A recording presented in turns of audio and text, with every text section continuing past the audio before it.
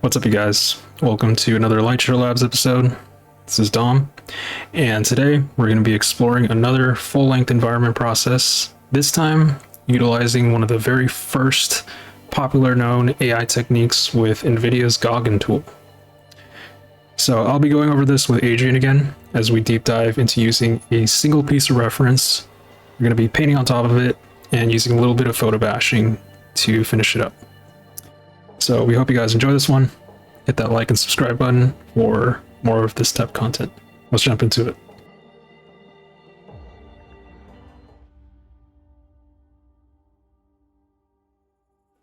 All right. Desert scene today. Yeah. Dude. This is that AI-based program. Yeah, that is from NVIDIA. I basically generated a terrain from the GauGAN website. GauGAN? Yeah, GauGAN. I don't know why. I've always called it GauGAN, but anyway. GauGAN. Is it the browser version then? Not the desktop one? Yeah, this is the free version. They're all free. I don't think my computer can handle the... I mean, there's one for desktop. One. I got that one as well. And they've improved it over the time. So it's pretty cool. Who knows? Maybe I'll make a video on that. Yeah, that'd be cool to see. But for this process, it's not like my usual painting process where I start in black and white first. So this was kind of not so much challenging, but it was something I haven't done in a while. So usually in the past I would just go straight into color. But now I'm like returning back to this process again. So this is like changing different elements in the scene, moving those mountains around and stuff just to make some of those compelling elements in the background where maybe there's like a village or structure of some sort, and maybe in the foreground, there's like some rocks that are going to be sticking out. Feels like a pretty relaxing process to me. You're just editing stuff and just painting on top of things. Faster. Yeah. Oh, look at that mood. Or that atmosphere. That atmosphere. It's so cool, dude. Using the... See, this is what that value control does. Dude, that practice with all those black and white images, this is where it leads.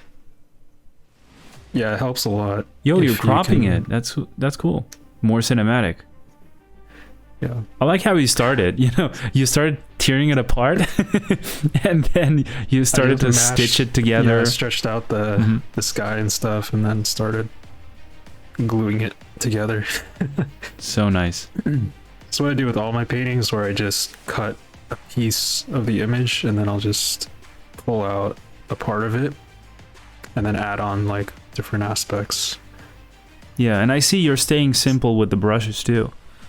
You're mostly okay, you just switched to another one. But you were using the round brush so far. Yeah. I'm not sure how many brushes I'm actually using for this process. Yeah, no, but the way I see it is like in the beginning you keep it simple. You get in the main basic, let's say, details or elements, and for that you use the more simple brushes. And then as you progress through the picture, through the painting, you switch over to more complex brushes and texture brushes and all that stuff. Is that correct? Yeah. So this part is like more of the smoother brushes.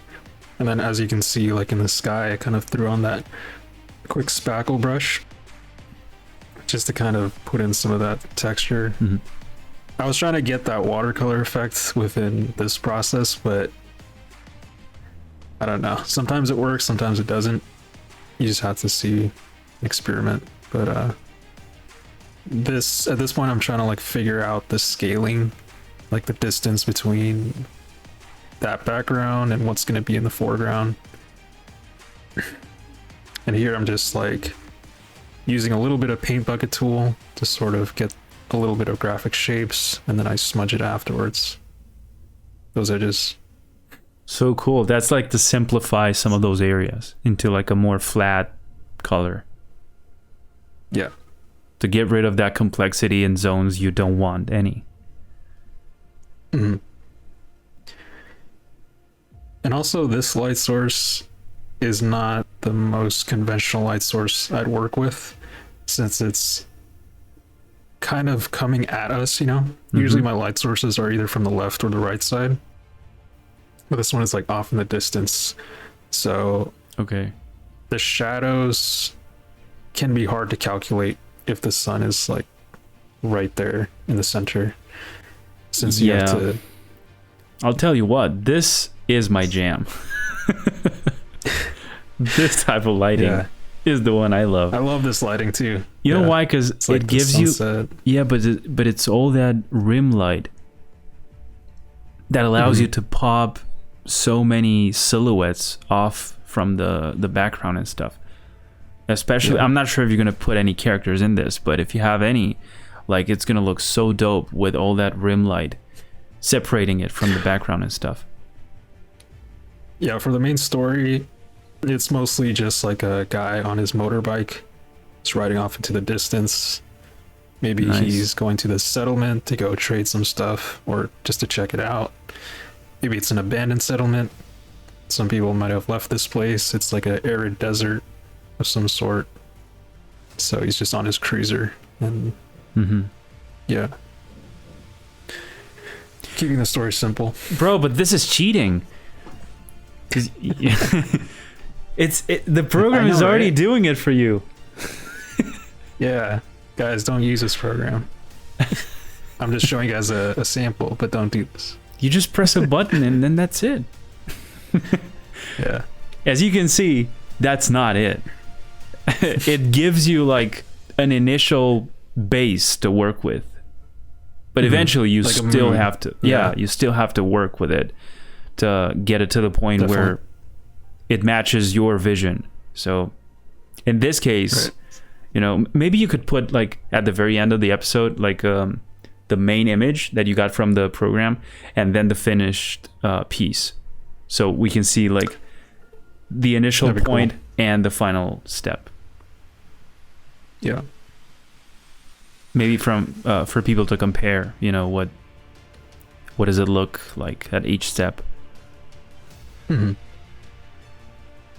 Yeah, so now I'm just adding like foreground elements.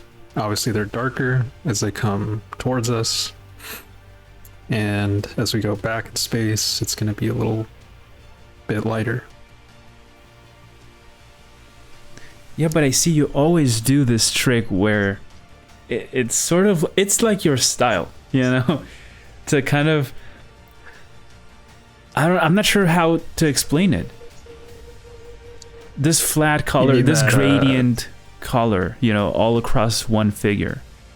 Well, now you deleted it, but the stone that was closer to the camera had that effect. And I've seen you do, I've seen you do this with characters as well, human characters, you know, in your paintings, where you kind of put light where there should be shadow, especially from below. But as far as I'm understanding, that has more to do with the theme of your Blue November project. So, it's by more seeing like an aesthetic thing. Yeah, but by seeing it here as well, I'm like just straight away associating it with your style. So that's why I'm so interested in that. I'm really curious about it. I guess it kind of works both ways. Sometimes you can use it for that purpose or for a completely different purpose like this where it's sci-fi. Yeah. But I'm really trying to aim for that watercolor look still. It's a bit trickier in this image because from all the watercolor pieces I've seen, they don't really deal with landscapes like this. But it's always good to try and see what you can do. Yeah, and I'm paying attention to how you haven't zoomed in yet. I tend to do that a lot. I used to zoom in a lot, like in the past, where I'd focus on every single detail, which is not the best idea. You should always like have a thumbnail view just to see the overall composition. And that way you don't get too bogged down on the details, and you can see areas where there's tangents, you know, because you might not catch it if you're so zoomed in closely. Yeah, that's so true. About the whole tangent thing, something that we usually overlook very, very easily. You don't realize until it's like too late. And then when you get the feedback on the piece, you go like, oh, dude, now it's like a pain in the ass to change this at this point. Yeah. So it's good to always keep him in check, you know? And look at you, dude. You just made I'm putting the whole character out of nowhere. The desert. I didn't even show that process. I just... That's so cool. It's like a future horse. Future bike. It was like a cowboy from the future. It's a floating e-bike. Yeah. Yeah. It's nice. Yeah, e-bikes in this world. Someday we'll have these. Yeah, hover bikes. Nice. Then about the color, you didn't touch much of it. You stayed pretty much with the... I didn't use a color overlay this time. This was just the local colors from the reference. And we're just kind of sampling whatever's around the canvas and then using it. Yeah. I mean, if it looks good, looks good. So... Yeah. There's no, like, wrong or right way. It's just whatever feels right to you, I guess. So I'm just adjusting some hues and some graphs, some curves, some levels. And that's pretty much it. Beautiful. Thanks for sharing, man. Wraps it up. Yeah. So if you guys have any other questions, any other topics you want us to discuss, leave them down in the comment section below. And that being said, we'll see you guys in the next tutorial. Thanks for watching.